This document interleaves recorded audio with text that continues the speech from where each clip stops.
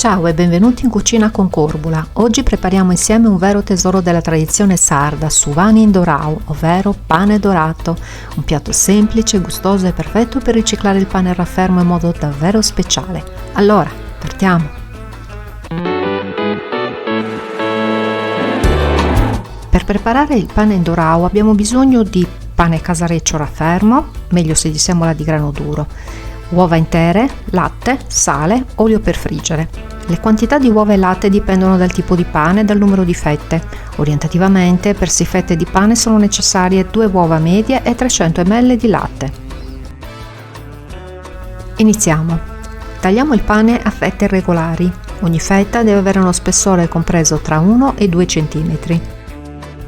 Fette troppo sottili si spezzano facilmente durante la preparazione, mentre fette troppo grosse potrebbero non inzupparsi in modo uniforme. Ed ecco le nostre fette di pane raffermo. In un piatto fondo o in una ciotola versiamo il latte. Può essere freddo o a temperatura ambiente, non ha importanza.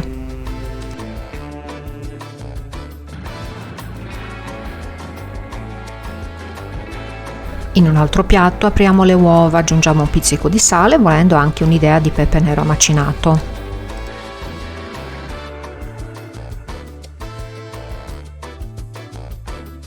Sbattiamo per bene le uova sino a ottenere una consistenza spumosa e uniforme, con il tuorlo e l'albume ben amalgamati.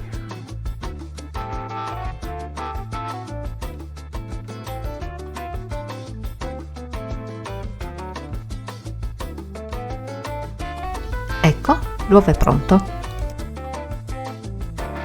Passiamo ora alla preparazione. In un'ampia padella versiamo l'olio per friggere, non tanto, sono sufficienti 1-2 cm, e accendiamo il fuoco. Ora inzuppiamo le fette di pane una ad una, prima nel latte e poi nell'uovo. Una volta inzuppate su entrambi i lati, le mettiamo momentaneamente in un piatto pronte per essere fritte. E andiamo avanti con le altre fette. Inzuppiamo prima nel latte e poi nell'uovo. Nel frattempo l'olio si sarà portato alla temperatura ideale, quindi possiamo passare alla frittura. Posizioniamo le fette di pane nell'olio caldo e facciamo cuocere per alcuni minuti, sino a quando non saranno ben dorate e croccanti.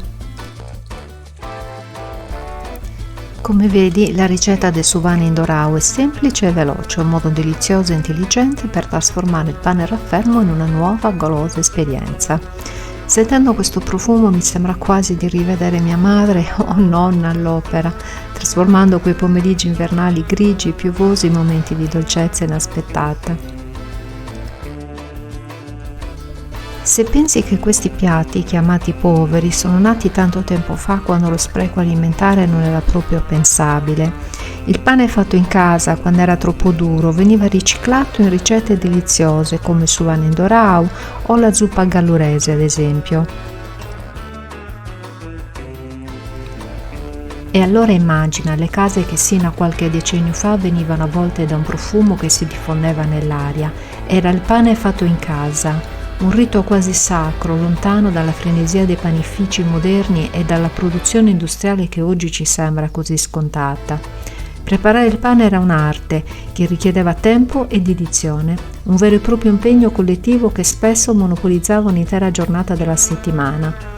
Solitamente il pane veniva preparato il venerdì o il sabato, che diventavano giorni di fermento dedicati a impastare, far lievitare e infine cuocere, per poter poi assaporare la fragranza di una pagnotta appena sfornata durante la Sacra Domenica.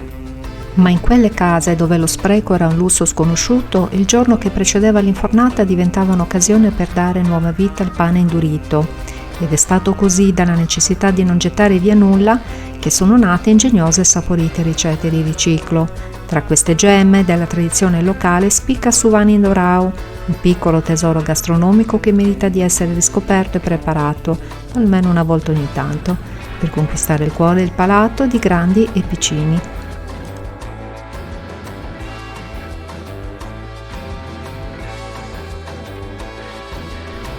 Giriamo le fette delicatamente per non romperle.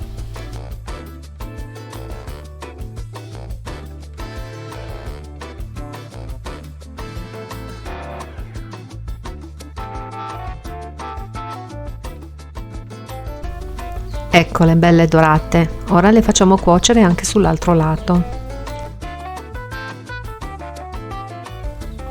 Oggi Suvan Indorao è riscoperto come un piatto della tradizione, apprezzato per la sua semplicità e il suo sapore autentico. Rappresenta un legame con il passato e un esempio di come ingredienti umili possono dar vita a preparazioni deliziose. A Setsu, un piccolo borgo della Marmilla, non distante da Barumini, si svolge una sagra dedicata proprio a Suvan Indorao, testimoniando l'importanza di questo piatto nella cultura locale. Una volta dorate su entrambi i lati, togliamo le fette dall'olio e le posizioniamo su carta assorbente, per poi trasferirle su un piatto da portata.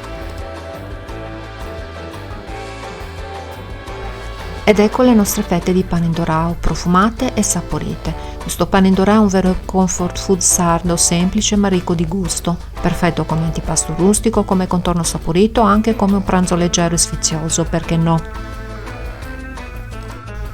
Spero che tu abbia apprezzato questa ricetta, provala e fammi sapere nei commenti come ti è venuta. Non dimenticare di iscriverti al mio canale per tante altre ricette della tradizione sarda e non solo.